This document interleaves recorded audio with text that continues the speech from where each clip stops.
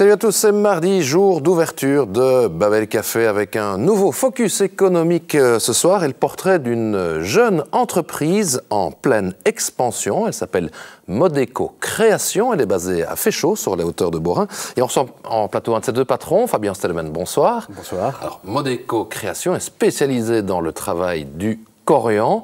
Alors c'est plus qu'un matériau, c'est une marque. Hein. Tout à fait, une marque de Dupont de Nemours, donc qui est le fabricant du produit donc, que nous travaillons tous les jours. Voilà, on expliquera un petit peu plus tard ce que c'est exactement le corian. C'était créé fin des années 60 aux États-Unis en fait, c'est pas récent. Hein. Voilà, tout à fait. Donc c'est Dupont de Nemours, donc le géant américain qui avait un excédent d'acryl à l'époque et qui ont engagé quelques ingénieurs pour voir ce qu'ils pouvaient faire avec cet excédent d'acryl plutôt que d'en faire un déchet, mais d'en faire un produit vendable.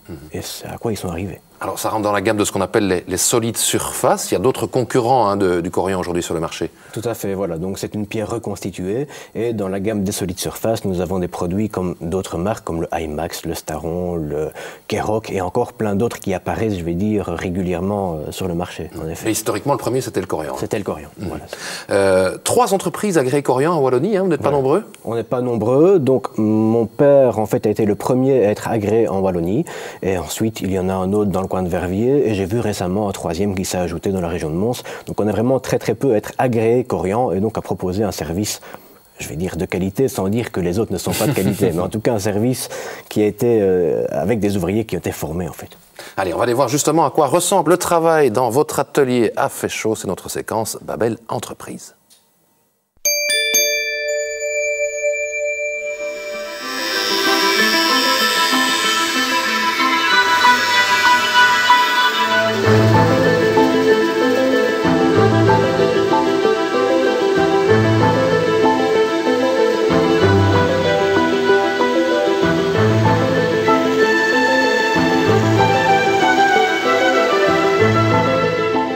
L'atelier de Modeco Création ressemble à une menuiserie, tout ce qu'il y a de plus classique.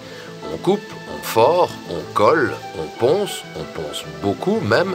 La différence fondamentale qui en fait une entreprise rare, ce sont ces grands panneaux blancs qui ressemblent à du marbre. Ce sont en fait des panneaux de corian, une pierre reconstituée à base de résine et de bauxite. Une fois les différents morceaux assemblés et travaillés, la pièce semble avoir été taillée dans un seul bloc. Le principe du corian, c'est de pouvoir faire des surfaces infinies quelque part sans voir les joints et d'avoir des surfaces vraiment épurées, faciles d'entretien, pratiques pour toutes les zones en contact avec l'eau. Et oui, le corian est non poreux et donc 100% imperméable. Un de ses avantages également est qu'on peut le travailler dans des épaisseurs assez fines en le renforçant avec des panneaux de bois. Tout cela nécessite une grande précision et une maîtrise du matériau que l'on acquiert avec l'expérience, car tous les menuisiers de Modeco n'avaient jamais entendu parler du corian avant d'arriver dans l'entreprise. Voilà, j'ai découvert le produit en travaillant et voilà, j'ai vraiment eu le coup de cœur aussi et on arrive à faire des choses vraiment magiques. Pour moi, il y a la magie dans le corian, ça reste vraiment un très beau produit et en fonction des applications et de l'expérience, eh bien, on arrive à faire des réalisations assez somptueuses. Et la limite, pour moi, c'est pas le corian, c'est nous. Et la limite de Modeco Création aujourd'hui, c'est surtout son espace. En attendant le futur bâtiment dans le zoning de Borin, il faut rentabiliser au maximum le petit atelier de Féchaux, car les commandes affluent. Même si le corian n'a rien de récent, il est à la mode depuis quelques années seulement. Les architectes commencent vraiment à bien connaître le produit et donc eux-mêmes le recommandent à leurs clients. Et puis sur les sites avec Internet, effectivement, ça a vraiment pris une ampleur beaucoup plus importante. De l'ampleur, oui, mais pas encore assez pour que le produit se démocratise. Le corian reste un matériau de luxe avec un travail sur mesure. On est clairement dans le haut de gamme. Fabien, Martin parle vraiment d'un matériau magique. On peut tout faire avec le corian. On peut tout faire dans la limite de la logique, on va dire ainsi. C'est vrai qu'il permet de faire pas mal de choses que d'autres matériaux ne peuvent pas. Je veux dire, par exemple, un plan de travail avec une table en porte-à-faux sans pied. On a fait récemment 2 mètres de porte-à-faux sans pied. Ben, voilà, le corian est vraiment le matériau qui permet de le faire. Je ne vois pas d'autres matériaux qui y parviendraient. Si on le chauffe, on peut le cintrer aussi? Voilà, tout à fait. Donc à des températures de 170-180 degrés, moyennant une certaine durée, je vais dire, on chauffe le corian, on peut faire des formes tout à fait cintrées et créer, je vais dire, des effets architecturaux, très design, vraiment très spéciaux en fait, oui. Alors, vous nous avez amené 2 petits échantillons d'ailleurs pour montrer un petit peu le travail du corian, par exemple celui-ci. Tout à fait. Donc ici, ça montre un petit peu que le corian en fait se travaille par panneau. Comme on l'a vu dans l'émission, on est sur une base en 12 mm d'épaisseur. On vient créer une épaisseur visible en venant souder une tranche corian avec une colle corian qui est colorée comme le corian, qui sèche, et quand on repolit la colle, on masque complètement l'assemblage. On le voit également, c'est un produit qui est réparable. Donc si on fait un coup dans le corian, il faut y aller déjà, c'est vrai, c'est un matériau assez résistant. Voilà. On fait une découpe propre au niveau de la cassure, on vient ressouder une nouvelle pastille, et quand on repolit la surface, on ne voit pas la réparation qui a été faite. On le voit ici, donc la réparation a été faite sur... on le voit à l'arrière, et on voit la pastille qui a été repolie, et où il n'y a vraiment plus aucune marque, en tout cas, de la cassure. Et on le voit donc sur l'autre échantillon également, un panneau 12 mm corian, où là on a vraiment bien montré l'excédent de colle, donc la fameuse colle de composants qui est colorée comme le corian, qui durcit, qui devient aussi dur que du corian, et lorsque l'on repolit, je vais dire, l'excédent de colle, on arrive à avoir un résultat, je le retourne, qui est tout à fait, voilà, invisible. Dans le meilleur des cas, on parle de joints imperceptibles parce que certains coloris, je vais dire, sont plus difficiles à travailler, et donc avec certains coloris, on risque de voir très légèrement une ligne apparaître si on la cherche. On a vu le travail en atelier, on va à présent voir quelques réalisations. En fait, vous avez un showroom à Vierne et vous avez trouvé une sorte d'accord avec quelques sociétés en fait, qui travaillent là-bas. Voilà, tout à fait. Donc c'est une collaboration avec un bureau d'architecture qui travaille régulièrement avec nous, également une société de communication. Et donc on a aménagé tout leur bureau avec le corian. Ainsi, ils disposent vraiment de tous les aménagements gratuitement, et nous, on dispose d'une salle d'exposition également sur Namur qui est disponible pour tous nos clients. Voilà, on voit même il y a des secrétaires qui ont des ongles en corian. On le voit des bureaux, on va voir après la cuisine, il y aura aussi un espace salle de bain à l'avenir. Oui, à l'avenir. Donc on doit encore faire également tout l'ensemble douche, garnissage bain, lavabo, donc tout ça en corian. C'est vrai que c'est une grande partie de notre travail qu'on n'a pas encore pu montrer, en tout cas sur notre exposition de Vierne. Voilà, c'est super design en tout cas. Là, on voit notamment la cuisine. On l'a dit, matériaux de luxe. On vient de voir le grand plan de travail là, avec la taque intégrée. Allez, ça coûte combien pour une table comme celle-là? C'est difficile de donner un prix parce qu'il y a évidemment beaucoup de coloris, il y a beaucoup de possibilités. Le corian permet de faire vraiment ce que l'on veut. Donc, c'est compliqué d'estimer, je vais dire, de donner un prix au mètre carré ou au mètre linéaire, en sachant qu'on peut faire pas mal de choses différentes. En moyenne, en cuisine, un plan de travail cuisine, on va arriver sur des budgets de 5-6 000 € hors TVA. C'est vraiment la moyenne du prix d'un plan de travail. Après, ça va dépendre si on veut 1-2 éviers corian, si on veut des garnissages muraux, des retombées au sol, on peut tout faire. Évidemment, et tout est fait sur mesure. Voilà, tout à fait. Un matériau qui résiste aussi à plus ou moins tous les produits d'entretien. Hein. Tout à fait. Donc on peut vraiment prendre, quand on a du blanc par exemple, on conseille des taches qui sont très tenaces de prendre de la javel. On peut prendre de la javel ou du vinaigre pour les enlever. Donc c'est un produit, je vais dire, c'est un matériau qui supporte pas mal les produits en tout cas d'entretien, les anticales, tout ça, il n'y a vraiment qu'un souci, oui. Alors, vous travaillez aussi le corian à l'extérieur, vous faites des façades en corian? Voilà, donc on fait des façades en corian, on a fait notamment les façades pour les magasins Icewatch de Bruxelles et de Paris, donc c'est vraiment du revêtement de façade. On doit vraiment travailler avec des techniques différentes, on travaille avec des bois qui résistent, des bois de support qui résistent un petit peu aussi bien à l'humidité, au gel qu'aux températures plus élevées. Il faut également travailler avec une certaine technique qui permet la dilatation des matériaux sans créer des fissures. Donc il y a une technique un peu plus complexe derrière le corian, mais il peut très bien s'utiliser à l'extérieur. Je sais qu'on fait appel à vous aussi parfois pour la rénovation de façades cassées. Rénovation de façade cassée. Classée. Classée, Oui. ah, pardon.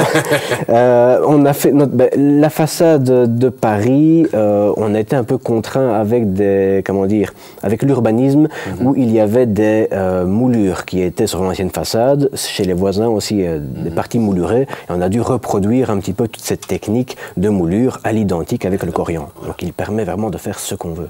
Vous avez des demandes un peu originales parfois? Oui, ça nous arrive. J'ai eu il y a quelques années une demande pour faire une pierre tombale pour un chien. Pour un chien. Pour un chien. On m'a demandé aussi une fois de faire une lunette de WC. Bref, on peut tout faire avec. Après, il faut voir un petit peu l'utilité et parfois des demandes très spéciales occasionnent beaucoup de main-d'œuvre et puis parfois le budget est un peu démesuré par rapport à la folie, je vais dire, de la demande. Mais quand on aime son toutou, hein. On a surtout vu des réalisations en blanc dans les images, mais vous avez pris un petit nuancier avec vous. Oui, tout à fait. Le Corian, évidemment, se décline en une petite centaine de coloris. Hein. Voilà, il y a pas mal de couleurs, des coloris unis, colorés, des coloris blancs, mais également toute une série de couleurs qui sont légèrement pailletées, des couleurs qui peuvent être avec des paillettes beaucoup plus importantes, et une gamme également de coloris assez récents avec des vannes, donc un peu en imitation pierre. Et donc coloris aussi bien clairs que foncés. On va conseiller plutôt les coloris clairs en cuisine parce qu'on verra beaucoup moins les griffes sur le plan de travail, par exemple, que les foncés vont être utilisés plutôt en salle de bain, en décoration, en magasin, en comptoir d'accueil, par exemple. Il y a certaines couleurs qui ont la cote pour le moment Les coloris, je vais dire imitation pierre, plaisent beaucoup. Donc vraiment, il y a quelques gammes. On fait énormément de blanc. Je vais dire, on est à 60-70%, c'est du blanc. C'est vrai que ça se travaille assez facilement. Et des coloris dans les gris. Les gris plaisent beaucoup également, des gris moyens, je vais dire. C'est vraiment la tendance. Sur votre site, j'ai vu des cuisines en rouge aussi. On fait occasionnellement, c'est assez rare, mais on peut faire des cuisines complètes en rouge, même les faces en rouge.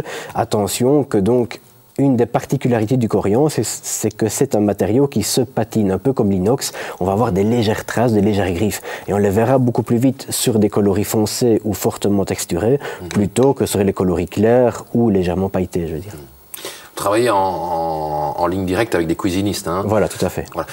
C'est quoi le délai de fabrication, justement, d'une cuisine en Corian?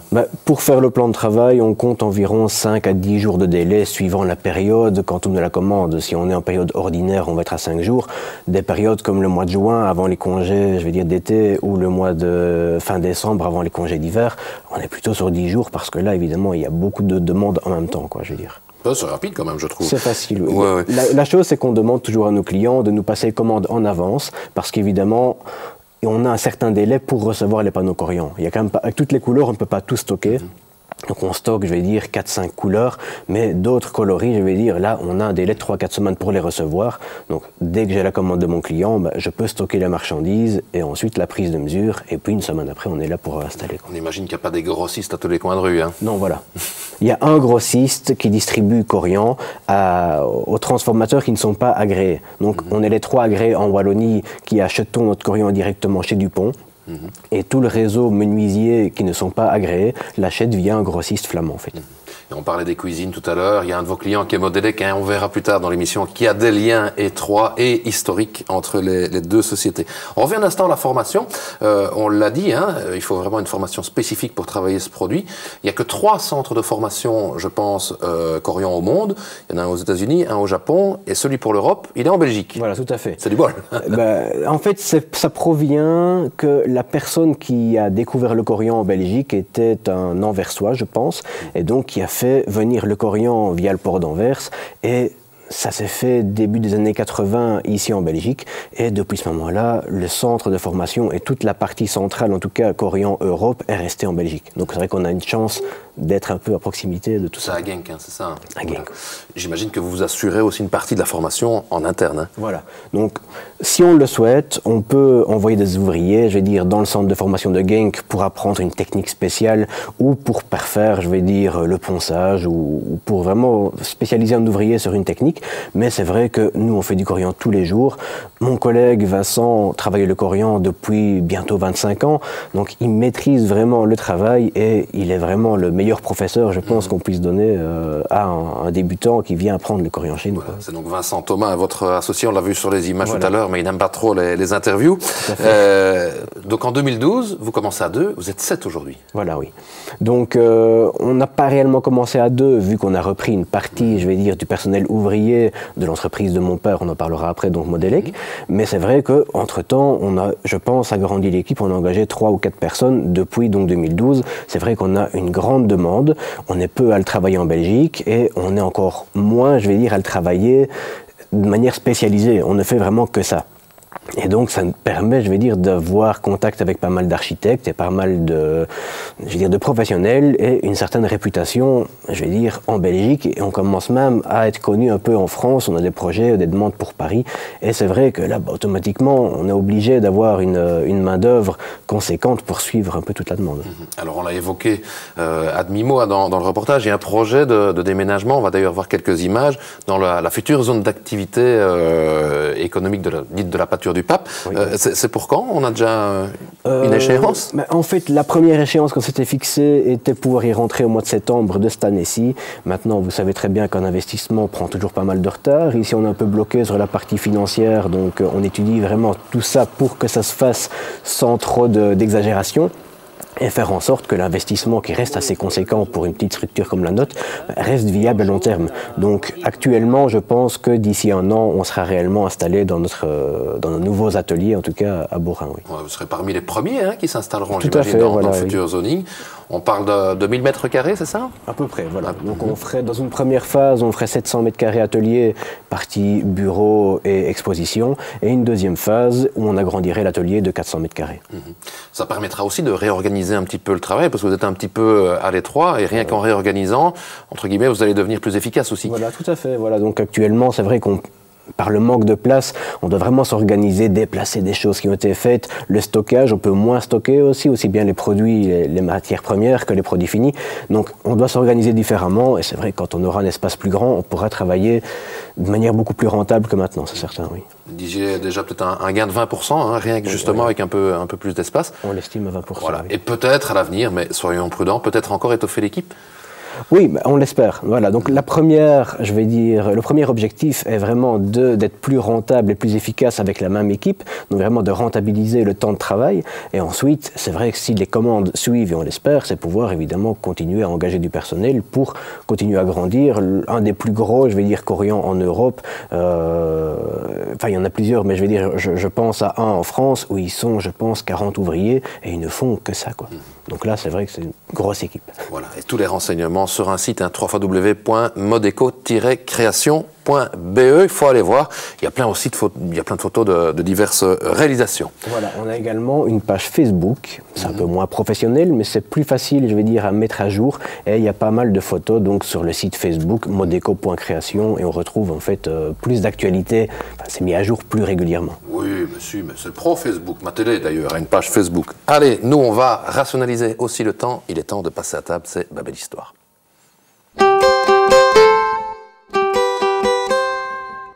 Alors quand on s'intéresse un peu à votre parcours, Fabien, on se rend compte qu'il s'articule autour de deux axes principaux. Il y a la cuisine et il y a la musique. Oui, tout à fait. On va commencer par la cuisine, on l'a déjà évoqué un petit peu tout à l'heure. En fait, votre papa était le gérant de Modelec. Voilà, tout à fait. Donc lui a démarré l'entreprise début des années 80. Comme je le disais tout à l'heure, il était le premier à être transformateur agréé coriandre et il était également, donc maintenant il est pensionné, il est toujours là, revendeur de cuisine de la marque Miele. Donc il a fait toute sa carrière sur la cuisine et accessoirement sur le coriandre, quoi, en effet. Vous avez travaillé chez Modelec à une époque. Voilà, donc j'ai fait à peu près 8 à 10 ans chez Modelec avant de créer la société avec Vincent, donc Modeco. Vincent, lui, qui travaillait depuis 20 ans, c'est ça, chez Voilà, Modelec. donc oui. il était engagé en 92, je pense, comme apprenti, et voilà, il a mon âge, mais il a déjà presque 25 ans d'expérience, quoi. C'est vrai que c'est un peu... Alors, pourquoi ne pas reprendre Modelec et développer plutôt le côté coriandre? Parce que de un, la cuisine ne m'intéressait pas, donc il fallait absolument qu'on scinde les choses et la partie création-société a été nécessaire pour nous pour une facilité de reprise en fait, simplement. Faut le dire, vous n'êtes pas du tout menuisier de base au niveau de la formation, vous êtes plutôt expert comptable. Voilà, donc j'ai fait toute ma formation en comptabilité et une licence en révisorat et expertise comptable.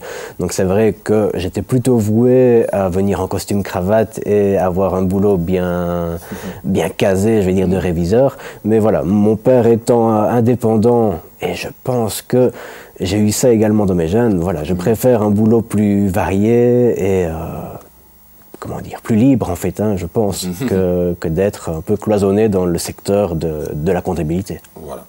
Et on va le voir, Fabien, on ne met pas de costume cravate. Comment témoigne ce petit morceau d'interview de Martin? Il nous parle un petit peu de vous. Alors Fabien est une personne juste, honnête et correcte avec tout le monde dans l'entreprise. Et voilà, il agit en bon père de famille et très professionnel. Et en même temps, voilà, proche de ces hommes aussi. Il a sa personnalité et il la conserve. Et il ne joue pas un rôle de représentant, de commercial, non. Et il reste lui, il défend ses idées et il ne s'en cache pas. Il aime le hardcore metal. La musique va parfois un peu fort dans l'auto. Oui, mais bon, nous, dans un autre sens aussi, donc... Donc voilà, il a balancé. Donc le dada musical de Fabien, c'est le hardcore metal. D'ailleurs, je crois que les rues de Menil-Saint-Blaise résonnent encore au son de votre batterie. Oui, donc c'est clair que toute mon enfance s'est passée à Menil-Saint-Blaise. On était un peu avec mon meilleur ami Andy, qui également s'est mis à la guitare, moi à la batterie, et on a créé notre premier groupe de musique, je vais dire. Donc on avait 15 ans plus ou moins, et c'est vrai qu'on répétait dans son garage, et on a fait pas mal de petits concerts également, aux fêtes de village. Bref, c'était un peu le début également de toute ma passion avec lui, quoi. La musique, c'est une histoire de famille aussi. Il y a le grand frère Laurent, qui est guitariste pro, lui dans un style différent. C'est plutôt le jazz. Oui, mais enfin c'est quand même lui qui m'a amené un peu au métal. Donc il a commencé par le métal aussi, donc c'est un peu lui qui m'a apporté un petit peu toute cette culture métal. Lui est parti un petit peu plus de son côté professionnel, vu qu'il en fait son travail, côté plutôt rock, jazz, pop. Donc il a fait le Jazz Studio à Anvers, ce qui lui a permis d'avoir une approche aussi un peu plus technique et plus jazz de la musique. Moi, je suis resté fort cloisonné dans mon métal. Oui, j'ai vu notamment qu'il avait travaillé avec Marie Warnan, Monsoon, Baï Camara, Brunoise aussi avec Quentin Dujardin qu'on a reçu ici dans Babel Café. D'ailleurs, vous le dites, si vous deviez faire un autre métier, ce serait musicien professionnel. Voilà, c'est ça, musicien, ou travailler dans la musique, quoi. Je veux dire, dans un magasin de disques, ou organiser des concerts, ou quelque chose ainsi, dans la musique, oui. Vous animez d'ailleurs, je pense, une émission de radio sur le métal. Voilà, donc c'est sur la radio universitaire namuroise. C'est tous les jeudis de 8h30, donc 20h30 à 22h30. Et là, une semaine sur deux, on diffuse un peu les actualités en hard rock metal. Et l'autre semaine, en général, on interview un groupe de la région qui vient nous présenter un petit peu son actualité, un album ou un concert à venir. Vous avez un groupe fétiche ? Beaucoup, énormément. Mais toute la scène, je vais dire, américaine des années 80, un peu tous les groupes de air metal, qu'on disait ainsi. Et là, il y a beaucoup, je vais dire, à creuser, en tout cas, dans ce domaine-là. Allez, on va écouter un petit truc. C'est pas du métal, c'est plutôt du rock, mais c'est un morceau qui vous inspire. On écoute.